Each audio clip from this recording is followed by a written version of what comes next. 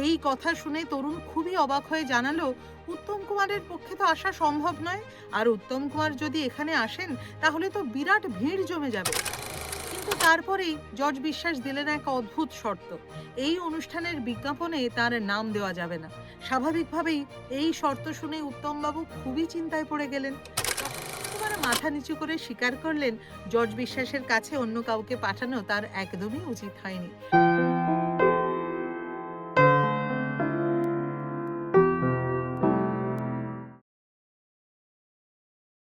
আজ যে ঘটনার কথা বলবো সেটি হয়তো অনেকেই জানেন। আমি এই ঘটনা শৈশবে শুনেছিলাম।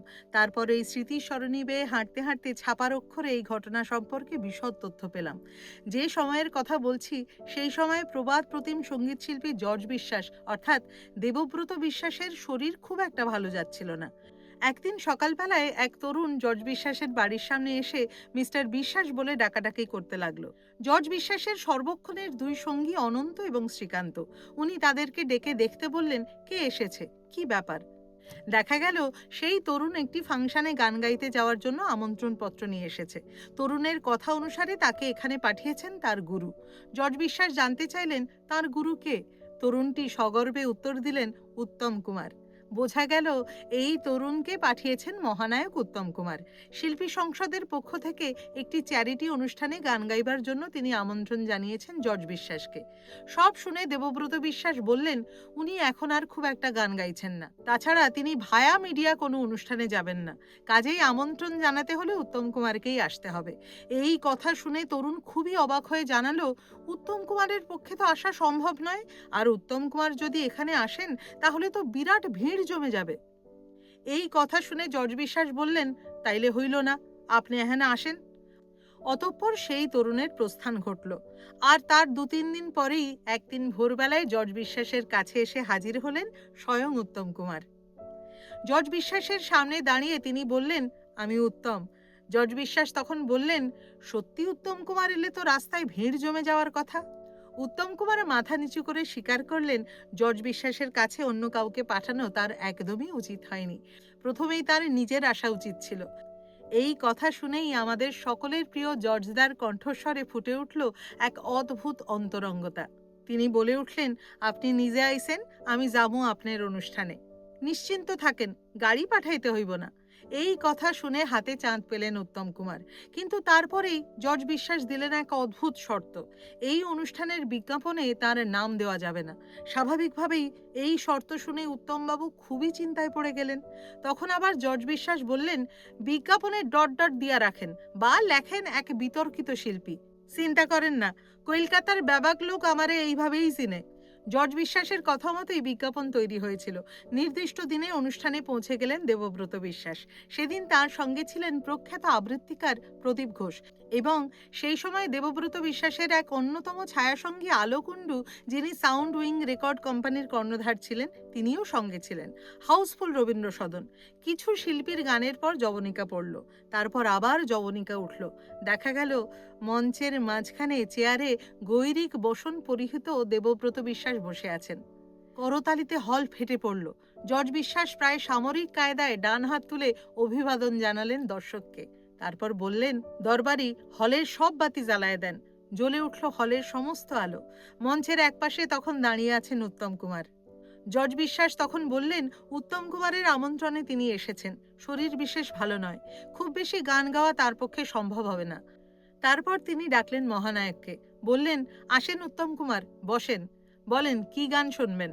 উত্তম কুমার বিনম্র অনুচ্চ কণ্ঠে একটি বিশেষ গানের কথা বললেন। সেই সঙ্গে জর্জ বিশ্বাসের নিজের পছন্দ মতো আরো দু একটা গান গাইতে বললেন। উত্তম বাবুর অনুরোধ মেনে দেবব্রত বিশ্বাস শুরু করলেন সেই বিশেষ গানটি, যেটি তার কণ্ঠে অন্য অনেক গানের মতোই হয়ে আছে অবিস্মরণীয়। সেই গানটি হলো, হে মনিহার আমায় নাহি সাজে, হে মনিহার আমায় নাহি সাজে, এরে পড়তে গেলে লাগে, এরে ছিঁড়তে গেলে বাজে, হে মনিহার আমায়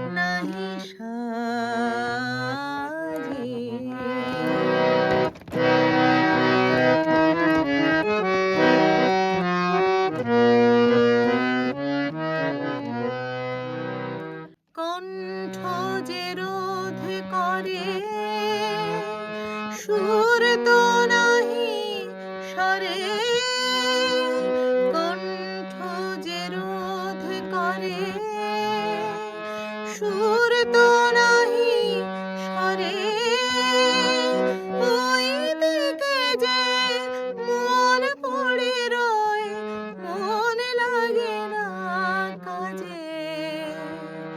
এ মনিহার আমায় নাহি সাজে।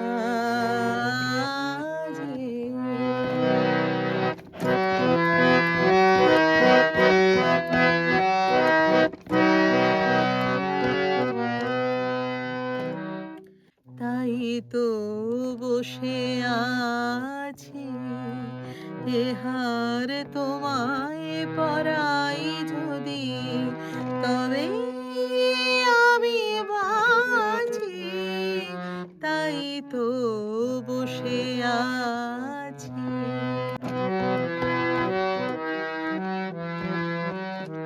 ফুলো মালার ডোরে বরিয়ালো মোরে, ফুলো মালার ডোরে বরিয়ালো মোরে, তোমার কাছে দেখাইনে মুখ মণিমালার লাজে।